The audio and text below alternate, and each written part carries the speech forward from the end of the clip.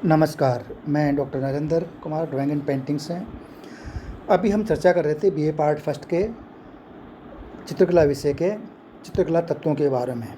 तो चित्रकला तत्व में तीसरा पॉइंट था हमारा जैसे कलर या वर्ण। तो वर्ण की परिभाषाएँ सारा चीज़ें हम तब तक इसमें बारे में डिस्कस कर चुके। इससे पूर्व वाले जो हमारे टॉपिक्स उनमें हम चर्चा कर चुके। अभी चर्चा चल रही थी हमारी कलर या वर्ण का क्या प्रभाव पड़ता है, फिर किस किस कलर्स का हमारे जीवन में ये हमारे मन मस्तिष्क पे क्या प्रभाव होता है। तो इससे पहले हम ये भी चर्चा करें, इसमें भी जैसे मान लो शीतल कलर है यानी जो ठंडे, उष्ण कलर जो गर्म कलर है, उनके बारे में हमने चर्चा की। गर्म कलर कौन से हैं, शीतल कलर कौन से हैं, लाल है, पीला है, नीला है ना, फिर जैसे हरा है, नारंगी है, बैंगनी है, सफ़ेद है, काला है, धूमिल कलर है। इन सब की चर्चा हम इससे पूर्व हम कर चुके। अब जैसे हम चर्चा करेंगे कि कलर्स का प्रयोग कैसे करना है, क्या करना है, यूज़ ऑफ कलर्स यानी वर्ण का प्रयोग। अब वर्ण का प्रयोग से तात्पर्य है कलाकृति रचना में वर्णों का प्रयोग। कला रचना में वर्ण प्रयोग 3 नियमों पर आधारित है। पहला वर्ण नियोजन यानी कलर स्कीम, यानी कोई भी चित्र है, कोई पेंटिंग है, उसकी क्या कौन सी कलर्स स्कीम है। फिर है वर्ण परिवर्तन, चेंज ऑफ कलर। और तीसरा है वर्ण प्रतिस्थापन, इंट्रोड्यूसिंग कलर्स, किसी कलर का हमें नया उसको स्थापित करना। वर्ण नियोजन। अब कलर स्कीम क्या है। कला रचना की प्रक्रिया में असीमित वर्ण नियोजन के क्रम स्थापित किए जा सकते हैं। मुख्य रूप से वर्ण नियोजन की निम्न प्रक्रिया होती है, यानी कि ये कोई भी जब पेंटिंग बनाते हैं, हम चित्र बनाते हैं, तो उसमें हम असीमित कलर्स लगा सकते हैं, असीमित कलर्स की टोन्स लगा सकते हैं कितनी, लेकिन उन टोन्स को या उन कलर्स को हम किस रूप में लगाएं, किस जगह लगाएं, किस पेंटिंग में, उस पेंटिंग के आधार पे हमें ये तय करना पड़ता है, निर्णय करना पड़ता है। जैसे इसकी जो प्रक्रिया है कलर्स की, यह कि इसकी जैसे कला रचना की प्रक्रिया में किस तरह से स्थापित किया जा सकते हैं, जैसे तो मुख्य रूप से वर्ण नियोजन के नियम प्रक्रियाएँ हो सकती है। पहला वर्ण शून्यता, एक्रोमेटिक, काले तथा सफ़ेद रंगों को रंग की श्रेणी में नहीं गिना जाता, अतः इन श्रेणी में काले व सफ़ेद रंग के नियोजन किए जाते हैं। दूसरा है एक वर्णीय, मोनोक्रोमेटिक। यह सबसे सरल वर्ण नियोजन है। इसमें एक ही वर्ण में श्वेत या श्याम वर्ण के मिश्रण से प्राप्त रंगतें होती है, यानी कि जैसे एक तो इस पेंटिंग में जैसे हम कहते हैं ना मोनोक्रोम, यानी कि एक रंग है, तो एक कोई सा भी हम कलर लेके उसी को लाइट और डार्क के रूप में उसके जो अलग अलग शेड्स हैं, अलग अलग उसके टोन्स हैं, उसमें अगर कार्य करते हैं तो वो कहलाती है, या वो कहलाएगा मोनोक्रोम, यानी कि एक वर्ण का कार्य, एक वर्णीय। तीसरा है समीपस्थ वर्ण नियोजन, analogous of related colour scheme. वर्ण चक्र में जो रंगतें पास पास आती है वे समीपस्थ या एक ही जाति के वर्ण कहे जाते हैं। इनकी रंगतों से किया जाने वाला वर्ण नियोजन समीपस्थ वर्ण नियोजन की श्रेणी में आता है। जैसे इसमें जैसे पीला है, पीला, हरा, हरा आदि। इन रंगतों को विभिन्न मान व सघनता के क्रम में लगाया जाता है, यानी कि जो 2 कलर से मिलती है, जैसे मान लो पीला है और नीला है, या पीला और हरा है, तो ये आपस में कलर्स एक दूसरे से मिलके बनते हैं।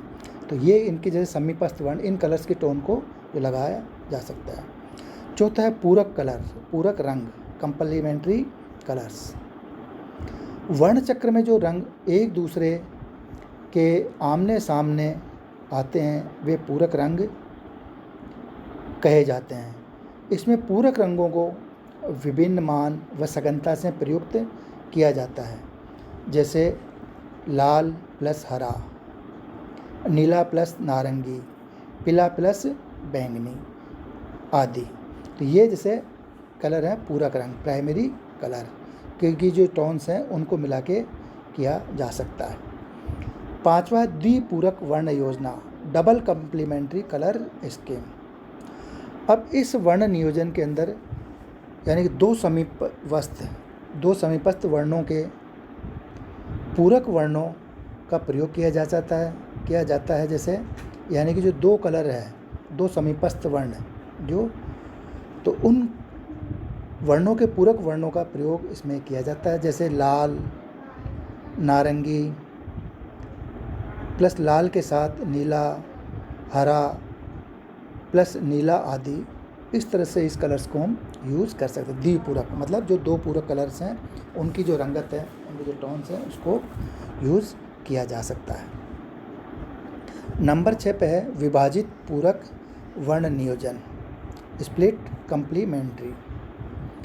इस नियोजन में किसी भी एक वर्ण और उसके पूरक वर्ण के दोनों ओर के दो वर्ण लिए जाते हैं, अर्थात इसमें द्वितीयक पूरक वर्ण दो खंडों में विभक्त होकर प्रयुक्त किया जाता है, जैसे लाल, पीला माइनस हरा, येलो ग्रीन या नीला हरा मतलब ब्लू ग्रीन आदि रंगों को यूज़ किया जा सकता है।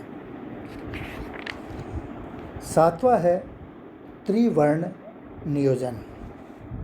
इसके अंदर ट्रायड कलर्स स्कीम। इसके अंदर इस वर्ण नियोजन में वे वर्ण आते हैं जो वर्ण चक्र में समान दूरी पर स्थित होते हैं, अर्थात त्रिकोणों को स्पर्श करने वाले रंग इस नियोजन में प्रयुक्त किए जाएंगे, जैसे तीनों मुख्य रंगतें और तीनों द्वितीयक रंगतें।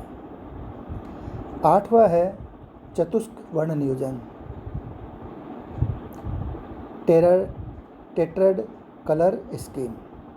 वर्ण चक्र में समान दूरी पर स्थित कोई भी चार वर्णों का प्रयोग चतुष्क वर्ण नियोजन के अंतर्गत आता है, जैसे लाल प्लस पीला माइनस नारंगी प्लस हरा प्लस नीला बैंगनी आदि।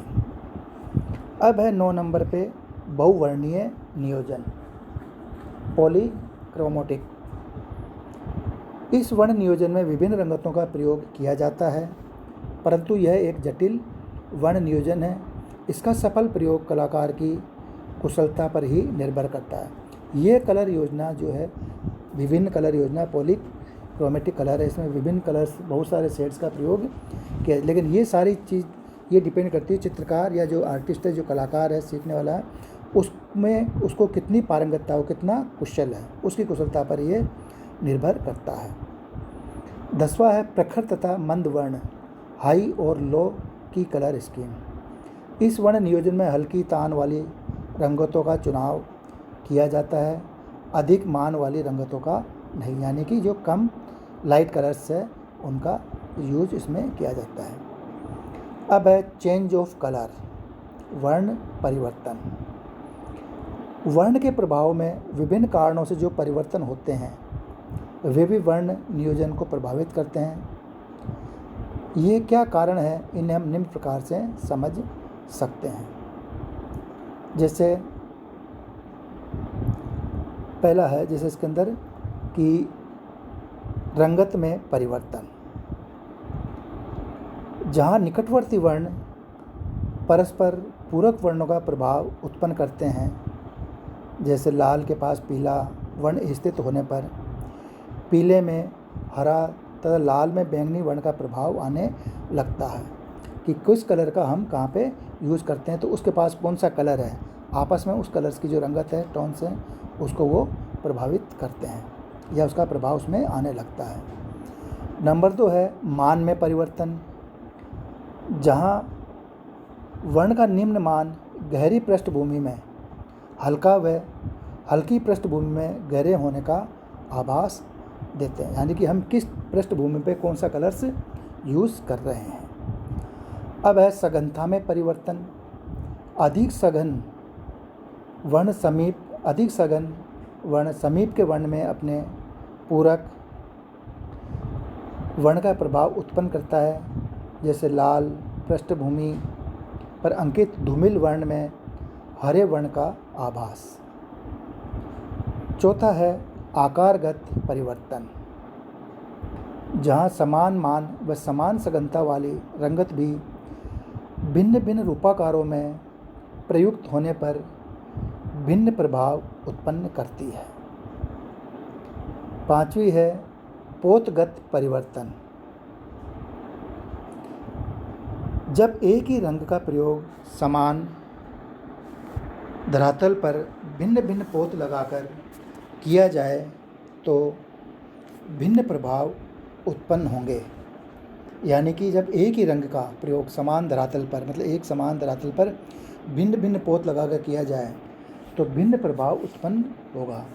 इसी प्रकार एक ही रंग भिन्न भिन्न प्रकार के धरातलों पर, जैसे खुरदरा, गीला, सूखा, सपाट, चिकना आदि पर विभिन्न प्रभाव उत्पन्न करेगा। यानी कि इसमें यह है कि जैसे हम एक कलर है, मान लो, या तो जैसे कोई बैकग्राउंड है तो किस तरह का बैकग्राउंड पे, अलग अलग बैकग्राउंड पे हम एक कलर लगाते हैं तो उसको भी अलग, वो एक इफ़ेक्ट उसका अलग नज़र आएगा। या वही जैसे, या जिस मान लो कोई धरातल है, या उस धरातल पे, खुरदरे धरातल पे, गीले पे, सूखे पे, सपाट पे, चिकने पे आदि पे जो हम अगर उस कलर को लगाएंगे तो हर उनका अलग अलग उसका एक अलग ही प्रभाव वो प्रकट करेगा। अब जैसे कलर इंट्रोडक्शन का वर्ण प्रतिस्थापन क्या है, जैसे ये वर्ण प्रतिस्थापन क्या है, इसके बारे में हम चर्चा अगले उसमें करेंगे। धन्यवाद।